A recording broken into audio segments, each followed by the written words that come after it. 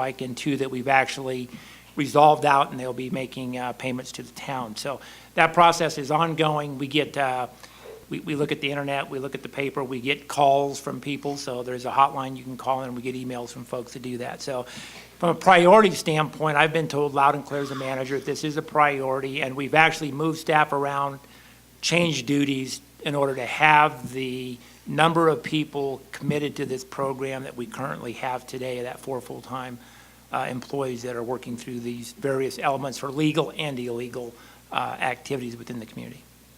Thank you. One last question. A lot of folks say, you know, if we made this a commission-based collection process, maybe hired bounty hunters to go out there and collect this and do the research. And what are your thoughts on that? One, we run into some private property issues and how we deal with people's names and stuff of that nature, where there is a proprietary information there that goes out that we don't give out to people. We begin losing some of that authority and either have to change our ordinance or have some other risks there. I think as you're dealing with a tax collection issue for the town, it's hard to farm that out to, like, if it's a bounty hunter ultimately. We're just starting that discussion to look at, as people get to the back end of it and they haven't paid, do we look at a collection agency process to look at that? Right now, we end up leaning property, and then we get those funds at some time in the future when the property is sold. And we do have a pretty good chunk of change sitting out there in that nature. So that'll come in hopefully sometime in the future. But in terms of just farming that out, I think that has a lot of risk to it and other challenge with the town, and it's not a matter of, we're still in that process in terms of how to do that. So that's not something I would recommend going forward with. So, Dan, one follow-up question. What's the status in terms of Airbnb and municipalities being able to get Airbnb to charge TOT within their reservations? Is that possible, or is that working? Or Not currently in Mammoth. What we've actually looked at is there's 2 different avenues we're pursuing. Airbnb has entered into some agreements with some communities. We're actually talking to a couple of those and saying, what did you go through, and actually trying to work with Airbnb again to say, are you interested in working with Mammoth? We haven't got a response back yet on that. A while back we looked at something and we got nowhere with it. There is a proposal in Sacramento right now. It'd be a 2-year bill in the next legislative session that would require any of the online vendors to provide information back to the town. If that was to happen, that would be a great benefit in terms of working with VRBO or HomeAway or Airbnb or whatever. It's a statewide issue that we see people dealing with, and so we've been supportive of legislative issues and working directly with Airbnb. We'll see where that goes, if they're willing to partner with us or not. Thank you, Dan. Appreciate it. tell me to go ahead. All my stuff's getting crossed off. Oh, you want me to take one? Yeah. All right. I'll ask a question. If a no vote were to pass, and if at some point single-family nightly rentals were permitted, would single-family nightly rentals have an adverse impact on existing condo, hotel, a nightly rental industry, and even perhaps restaurants? Kathy or Sandra? I don't know, not an expert, but the sense of most of the folks in the lodging community is yes, that it would. There's no real mechanism where you can, prevent someone from, renting a house instead of a condo, that kind of thing. There's no way of tracking whether someone renting a house might have otherwise rented, 2 condos. There's no way of tracking whether it's a new visitor instead of just a visitor who used to come, is just staying at a different place. There were a lot of talk about that kind of stuff. So most of the sense of the folks in lodging, and it could be protectionism, I don't know, but it's just a matter of you can't track it. They've seen the properties that they manage go steadily down, down, down with a lot of the online stuff, so it's a real challenge to figure out how to address that. In some ways, you got to understand what governmental roles are. It's not the job of the government necessarily to be protectionist about any particular way of doing business versus another. I'm on board with that, that kind of thing. But Measure Z, getting back to this, Measure Z isn't about that. These are great conversations to have about the value of nightly rentals and what they might be. But when you go to Measure Z to see where do I check if I want nightly rentals or don't, it's not on there. It's not on there because that's not what this measure is about. When you'll see that measure will be probably next June, a specific program to see if you like the aspects of the program or not. So if Measure Z passes, you'll get to go to the ballot again, and again, we'll have to guess when that would be, but my guess is next June, and you'll get to see specific proposals about where, the boundaries of where, is that acceptable, that kind of thing. So that's all Measure Z says, because I don't know about you, but I have a life to live. I cannot go to all those meetings. So the problem is, if Measure Z fails and you want to stay on top of it, you got to go to all the meetings. Or you got to be there every Wednesday watching it on TV. And if you're watching it on TV, you better run down there really quick if you see something you want to say to them. And it's just a practical matter that it will just continue to roll ahead.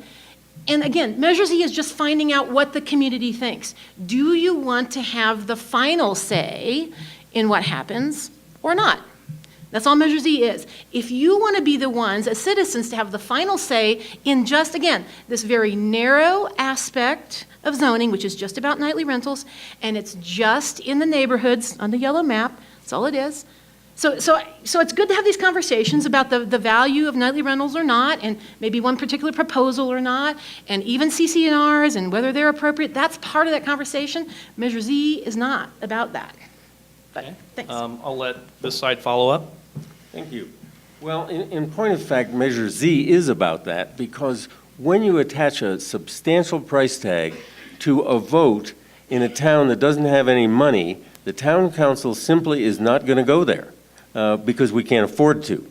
What we need is the ability to make adjustments to various regulations and do it easily and without a cost, and that's what the town council is for. Kathy says, oh, but if we let the town council do something, then we'd only have 30 days. Well, that's not correct either.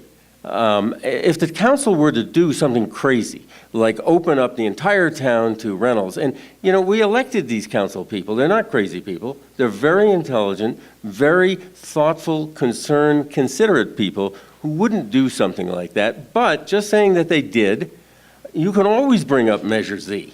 There's nothing in the Constitution or the town ordinance that says that you can't. So that avenue is always going to be open. If it doesn't succeed this time and the council were to go crazy, then there'd be a Measure Z, and personally I'd support it. Likewise, you asked a question, Matt, and I want to respond to it. Will this impact condos and hotel rentals and so forth? And once again, the answer is exactly the same. If we were to open up the town to thousands of nightly rentals, yes, it would. But that's not what's on the table. We have thousands of hotel rooms and condo rooms in town that rent. If we have right now we have 9, or as Sandy says, 11 legal rentals. If we expanded that to 100, would that have an effect on condos or hotels? The number is so small, the answer is no, it wouldn't. But the effect it will have is this. We're in the ski business here. All of the amenities in this town are paid for by tourists. We have 50 restaurants, we have a huge mountain with a bunch of lifts. All that stuff is paid for by tourists. We need to be able to give people the widest variety of choices that we can. Not that we open the town up to a horde of crazy screaming people who will keep Kathy up at night. That would be wrong. But if we have a few homes that are for rent, because the people who want to rent homes, if they can't rent them here, they'll go to Breckenridge, they'll go to Aspen, they'll go to Vail, they'll go to all kinds of different places. And that's the demographic of people who rent homes is not 20-year-olds who are scraping together a few bucks. Houses rent from $750 to $1,500 a night. Young people don't do that. They get places that are less expensive. The demographic of home renters are 30 to 60 years old, people who are employed and have some money to spend. And quite honestly, as a ski town that's in business, that's the demographic we want. Hey, Paul, let's go back to the young people who don't have a lot of scratch. So we rent a bunch of homes and we reduce our housing stock. They don't have the money for it. We reduce our housing stock, and suddenly the rentals get tight and the rents go up, and they don't have a place to live. And what sort of effect do you think that potentially opening up single-family rentals is going to have on the workforce being able to live and work and make this the community it is? I mean, I look at service organizations. It's not as if you're not seeing a lot of young people entering into service organizations, and some service organizations may go away because there's just no younger people who are stepping into the breach. Ted, you're absolutely right, and that's a very serious concern, except The houses that rent in these nightly rentals, as David pointed out, they're largely rented by people who are second homeowners who want to rent them out for a while and use them themselves. So they're not leasing their homes on a year-round basis to young people anyway. And perhaps more importantly, the homes that go for $700 to $1,500 a night, those would have to rent for $3,000, $4,000, $5,000 a month. Young people aren't in the category that can afford those kind of rents. They aren't renting those places. They're renting two-bedroom apartments and things like that that they can't afford. So, we're talking oranges and apples. Nightly home rentals are not in competition with young people looking for places to rent. Okay, Kathy, are we talking oranges and apples? Well, not exactly. I mean, that sounds persuasive, Paul, to talk about, like, you're right, they're not renting in houses. But I know you're not that naive about understanding what supply and demand is about, okay? We are in a town with a very fixed supply of housing, period. So right now, there's a certain amount in every category, houses, apartments, condos, that type of thing. So again, I get back to the fact that it's actually very well documented about what happens. The total housing supply gets squeezed and the prices go up, period. Even though, you're right, the entry-level workers weren't the ones in the houses. But those are probably like mid-level managers or something. Now, where are they going to live? Mountain needs them, all the businesses need them, the town needs them for their managers. Where do they live? In a fixed supply of long-term housing, they go to whatever is next down on the tier. And so now, now they're in those. Where do those people go? It bumps everyone down the waterfall on that. And when that supply is fixed and you have the same number of people trying to squeeze into it, it's just the classic, the price goes up. Nobody's building new apartments and renting them at the low end, that kind of thing. And I can add on to that with what's happening in South Lake Tahoe. They opened it up willy-nilly. They're trying to close it up right now because they never did the proper procedures. They're going to be sued, but what's happening is, and this was at the town strategy session the other day, they have 10,000 workers coming over to Kingsbury because they're all going down. They're second home ownership, and a lot of these are speculators. They are not the people that in my neighborhood or your neighborhood or whatever. These are the ones that are speculators, and they are bumping out the mid-level managers.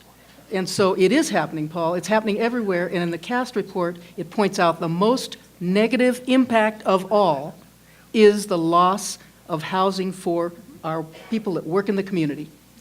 Nobody. It's very real. That's very real. I absolutely agree. I think it's absolutely the most compelling reason to try and regulate the single-family rental market because I think it can have that impact. It definitely has that impact in urban situations where the zoning is a little bit trickier. It's had that impact in South Lake Tahoe, and and the great thing is that we're in a situation right now where we have an opportunity to look at the lessons that have been learned. Exactly. And we have a very interesting zoning map here where we can say, let's provide a certain amount of affordable housing for working families and for mid-level managers in certain parts of town, and let's allow another part of our town to support our resort economy. And we can't do that by initiative. The only way that we can do that is to sit down and really look through the process of planning commission, through the process of town council, through this kind Just of like we did debate with the marijuana that I don't thing think, and that vote on it. I have not seen this kind of debate in the 5 years that this thing has been on the agenda, because every time it comes up on the agenda, there's a litany of people who say, there are people who say, let's not talk about this. Right. And I think if we don't talk about it, we're going to start to have more and more of the kinds of problems that you're talking about. And see, I think the blessing of Z is that it puts the pause so we can have that conversation. Okay. I do believe that. Just one more thing on the workforce housing thing, because it's one of the things that a lot of these towns have learned, is that there are ways also to build in not only tax collection, but like a workforce housing mitigation fee, where you say another 3% on single-family rentals goes directly to our NGO, Mammoth Lakes Housing, which, as I understand it, is strapped for cash. It's So to starved, give it, yes. it's starved for Once cash. after a So to month give ago. it a year-round revenue source, so that we can have a housing authority that actually can afford to provide housing They're for supposed the to have a workforce. 1% of the TOT. Okay, I'll cut you guys off there. It's almost 6:30, and I want to ask a final question, and then maybe allow these folks to wrap up with a closing statement and give us some time, maybe out in the lobby or in here, to discuss this amongst one another. Question I have is, are there unintended consequences of this measure? For example, are there other properties in town that may be impacted as a result of this measure if it were to pass? And I'll go ahead and start with Sandy or Kathy. Right, I can give you examples right off. And that's kind of why we did the inventory or whatever, and John Baruch's out there. I know John gave me information. We have, on my inventory, 96 trophy homes, plus we have a bunch of others of all categories and whatever. Some of those trophy homes, people are not living in them, David. They're not like you, whatever. They were built for exactly transient. And the problem is the occupancy was below 40% in most of these. And I can talk about Stonegate, we can talk about Talus, which is even less. There's a whole bunch of them. And part of it is, if you don't have a better way of marketing them, which I do believe the requirement to have the numbers on them and whatever, we could link it to MLT. There are a lot of good ways to do that. But the fact is, by opening it up, you hurt those investors even more. Hooper is building right now 12 more. He built 7. He sold them all, and he paid a premium price because it's resort zoned. He advertised it for nightly rentals. Those are the kind of ones that we have, but if you open it up, you pull away from them. And those people who invested in that property, John, Hooper, Mr. Hooper also, a lot of others, you've hurt them, because we see that low occupancy. John Hooper never pays a premium price, I don't think. And I would not comment on that, Matthew. My premium question profit. was, is there an unintended consequence of this measure passing? Well, Matt, thank you. Yes, there are unintended consequences, and certainly the economics of trophy homes probably isn't one of them. There is an economic of homes, though. There are a lot of homes built in neighborhoods like David described that are owned by second-family homeowners that are used a couple, 3 weeks out of the year by their owners that live down south. The rest of the time, they sit there empty. They cost us money. They need fire protection, police protection, snow removal, et cetera, but they're not bringing any income into the community. If those homes were rented nightly, then they would become a very vibrant part of the economics of Mammoth. Then we could have a more stable economy with better employment, better wages, and so forth. Sandy, however, repeatedly tonight has made my argument for me. She keeps referring to South Lake Tahoe, where, as Sandy said, they opened it up willy-nilly. I agree with Sandy. That's a disaster. You can't do it that way. And our town council has absolutely pledged itself not to do it that way. A small, well-regulated program that would solve some of the, right now, roughly something like half or close to half of the homes in Mammoth are second homes. Most of those sit vacant. That's killing us. We need to have a much better, more stable economy, and one of the ways we can do it is allow people to put those homes to use, because when someone stays there, it not only puts that rental money in the economy, they go out to eat, they go to ski, they do all those other things. We're a tourist town, and we have to make sense of it, not by opening up willy-nilly, but by having a well-regulated program. Thank you, Paul. Let me address that question, are there unintended consequences of this measure, with a couple specifics. And I'm going to ask for 30 seconds from maybe each of you. Give you an example. There's a shady rest parcel, 25 acres behind Slocum's. And currently it's zoned for workforce housing only. Part of it faces a commercial district. And some of the people I've spoken to have thought, hey, you know what? If we're going to make this viable, it has to have like a hotel component or something of the like. Forest Creek condominiums, half of it's rentable, half of it's not. Most of them don't even know that. And there are certain RMF1 zoned properties in Sierra Valley sites. Now, if any of these folks want to go forward and try to turn this into a nightly rental product, as many of their similar type products are, they can't do it without having to go before a vote. And I'm just curious what you folks think of that. Give me about 30 seconds if you would. I don't know what the question is exactly. Well, the question is if we have, there's an unintended consequence here. Do you think people are going to go through a process of having to go through a special election to get something like that righted, whereas in a situation where a town council makes a decision, it might be a month or two process. What I've seen over the last few years is a chipping away a lot of times through the Planning Commission of standards that we thought we had. And I've seen the same thing, the council, and because it's a new council. Councils change every 2 years. And so while Paul says he, doesn't speak for this one, he does a lot of times, but the fact is you can't speak for the future, what's going to happen. If you have little proposals to chip away, that's not good planning. We have planning for a reason. And one reason we have this residential that has never changed in all these years, it's because it works for us. And we have the resort zone. Let it work for us. All right, 30 seconds, other side, go. I'll David. answer your question. I don't want to vote every time there's a change to the zoning or a proposed change to the zoning. I don't even understand what Matthew just said.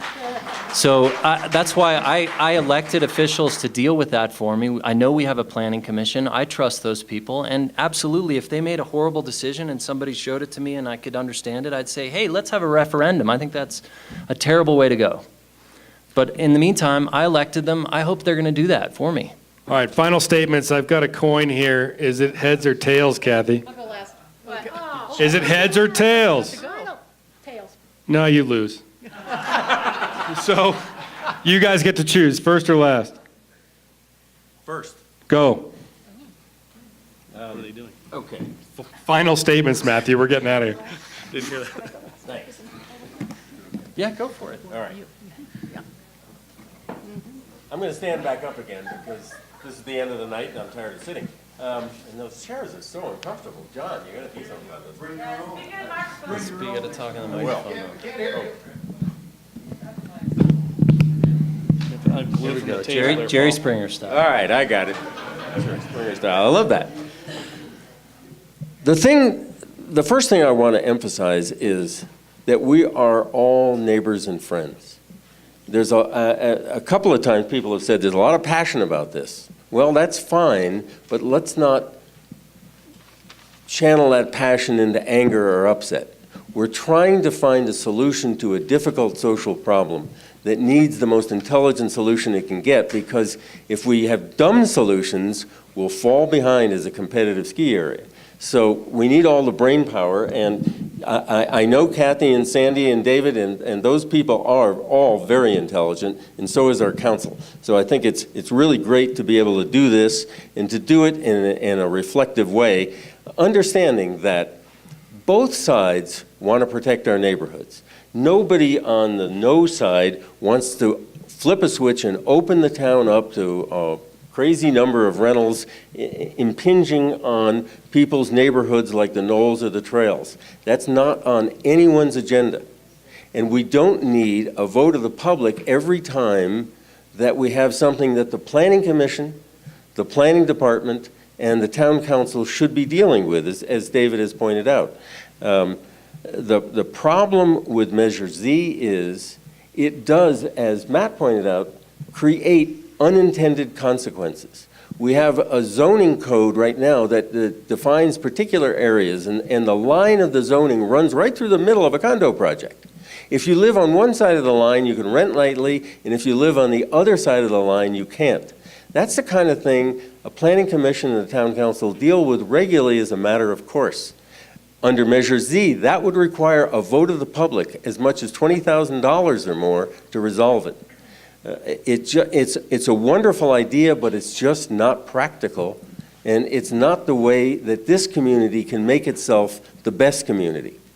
I totally agree with Sandy. Opening things up to an unlimited amount of nightly rentals is a very bad idea. No one, not on the council, not on the planning commission, or in town government, has proposed any such thing. So I think to hold it up and say, this is what we're facing, that's a straw man that can easily be knocked down. And it's not something that we have to worry about. We've got a good town council, and we can trust them to do the right thing. And if they don't, there's always a Measure Z possible in the future. Now is not the time. Kathy? Is it okay if Sandy goes? Yeah, you can do whatever you want. Okay. I would totally agree with the small, well-regulated That's exactly what we'd like to see, and I think that, now that we're staffed up, can happen. But the fact is, until we get our hands on the enforcement of squeezing down this demand so that we move it over to where we have supply, currently zoned, and people building to fill that need, why would you open it up to even more parts when I've heard you say tonight that we can't enforce it? I heard that last night from our mayor, and I've heard it in the past. What you do is you make sure you have your system working before you expand it. The idea of the pilot program, that's our pilot. I mean, we are not prohibiting. We've got the product.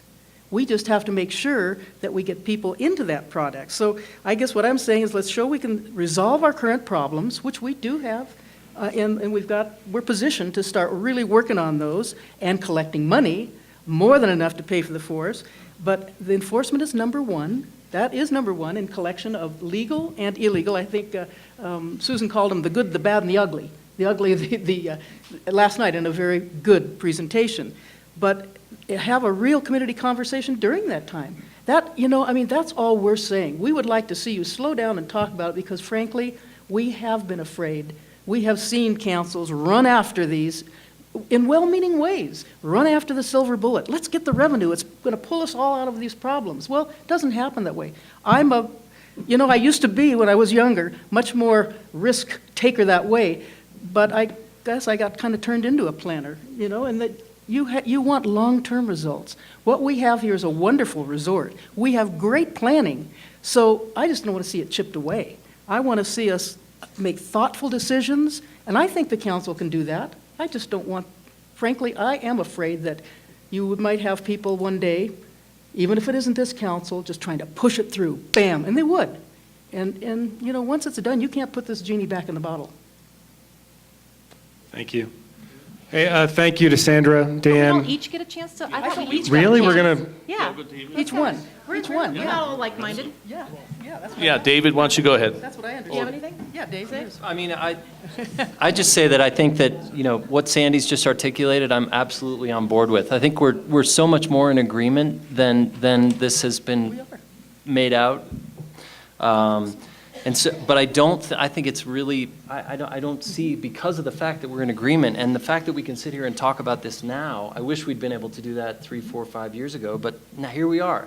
But I think it's really unfortunate that we've got signs all up and down town and that we're all yelling and screaming at each other, and I don't think that's the way to have the thoughtful discussion that you're talking about. And so the idea that if this passes, we're going to do that again in 6 months, if it even comes to that, and then again in another 6 months when another change comes up, that seems to me absurd. I think we can do a lot better than that. I think we have so many opportunities as a town right now to come together and work together. We're way behind in terms of the amenities we offer. We're way behind in terms of the revenue that we generate, in terms of the funds that our government works with. I think now's the time to stop fighting each other, stop having this kind of yes or no, pro or con debates, and really do the hard work that I think we can all do. We've got a lot of smart people on a lot of commissions, and I think we can look at this zoning map and figure out a way to find compromises that work for everybody. That's it. Okay. Okay, so I'm going to use my time to work backwards on a couple of issues, things that can get answered, and there's some misinformation out there. So first has to do with that Forest Ridge that's got the dual zoning. The answer to that is a variance. It's a very simple process. Anytime you have any aspect of zoning that doesn't work for you, or you have some special reason you think that you should have leeway on it, you go for a variance. Now, then the decision about whether to give the variance is up to the Planning Commission and the Town Council, and no, that doesn't have to go to a vote. They just get a variance or not, I don't know, but that's the process on that. Can So we the next thing clarify that with is, the town? the next thing is, hang on, let me finish. They can come back and answer if I'm incorrect. But it's true for lots of other things, like if you want your building to go taller than the standards, if you want to encroach on a front yard setback for some reason, if you have topography, so you can get variance for all those other things. There's no reason to think you couldn't get a variance for this. If the issue is about whether you could rent nightly or not, I doubt that anyone would turn them down. Okay, working backwards. Paul, thank you for bringing up the marijuana issue. It's totally apropos here. When you were talking about how you love the wonderful regulated government, trust me, we weren't even talking about that until the people voted on it, okay? So this is the same thing. The whole idea is, in that instance, the elected officials weren't even talking about it until the voters, via proposition, made them talk about it, or basically made them do what the voters wanted. And then everything else trickles down from that. All I'm saying is this is the equivalent. This is the voters saying what we think on this sort of, again, a very narrow, very specific aspect of zoning in just certain zones. So the other thing, a couple of things. We brought up price a couple of times. Bob Musil, who is our elections official in Mono County, gave us some good, more specific information. When the town staff put together, it's called the 9212 report that talks about the potential financial impacts of the measure. They didn't have breakouts of what Mammoth's cost of a special of a general election would be. So we know two numbers. One, it's in the $50,000 to $55,000 for a special election like the one that's coming up here. But if you add it on to a regular general election, either in June or November, the cost is in like the $3,000 to $6,000 range, just like it was for Measure M. What we had them do is pick up actual numbers from the past as how much things cost. So the year Measure M passed and Measure R passed, it was in the depending on how you do the math, it's in the $3,000 to $6,000 range. So if they tied it with general elections, that's what it would cost. Let's see, let me go through my list here. CC&Rs. Okay, again, the overarching discussion about CC&Rs is within the context of a specific plan that would be proposed by the town council, which we don't have right now. We've got sort of these general philosophical things like, okay, we're not going to impose it on anyone with CC&Rs. So I had my friends in the real estate community go through the yellow map and said, tell me which of the residential areas there don't have CC&Rs. And basically virtually everything has CC&Rs. There's a handful of places out in Old Mammoth don't have CC&Rs. Everything else has CC&Rs. And Matt, you were talking about, oh yes you do. No, I don't. You do actually, because they're on file in the county. So this gets into the thing that Matthew knows. You guys had that discussion with the town attorney. It's complicated. See, he had back in 2012, the town attorney advised the council.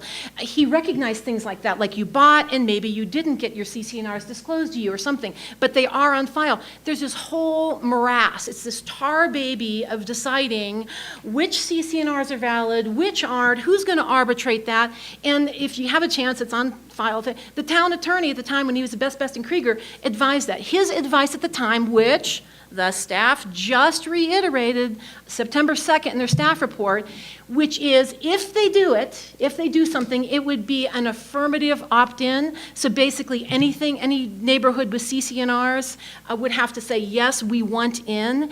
But there's a whole process there. So the only reason I'm talking about this is because, right now, the current town council, who's together for 9 months, has made very clear statements. But there's another election next June. What will the two new people be? What will they say? And and it's all about how important this issue is to you. And I'm just saying by forwarding Measure Z for consideration in the community, I'm saying for me, I would like to have a proposal come back because I want to see what that's about. It may absolutely be acceptable, but it may not as well. And it forces the town council to go to a broader section of the community than I think they have before to try to come up with something that's acceptable. To me, that's the beauty of Measure Z. It doesn't shut the door on anything, but it does make the final decision makers on this, the community as a whole, which frankly washes out special interests. Even if you're a NIMBY, there's so many voters, the NIMBY vote can't prevail. There's, and also the cash in, cash out vote can't prevail. That's the beauty of having voters do it. If there's so many numbers, no particular special interest will ever prevail in that, and that's why I like Measure Z. Hey, Dan, could you just give a staff clarification on the variance statement? Yeah, state law doesn't allow use variances, so they would have to go okay. through Well, there you a go. zoning amendment to Okay, change then that. never mind, so much for that. The zoning amendment in this case, if it passes, and it'd have to be voted on underneath Okay. Measure Z. All right, fair enough. I thought it was the same. Well, thank you all. Thank you, Sandra, Dan, panelists, audience, Thank you, Matthew. guys. Thank you all very much, and thank you to the Board of Realtors for hosting this evening. Appreciate it.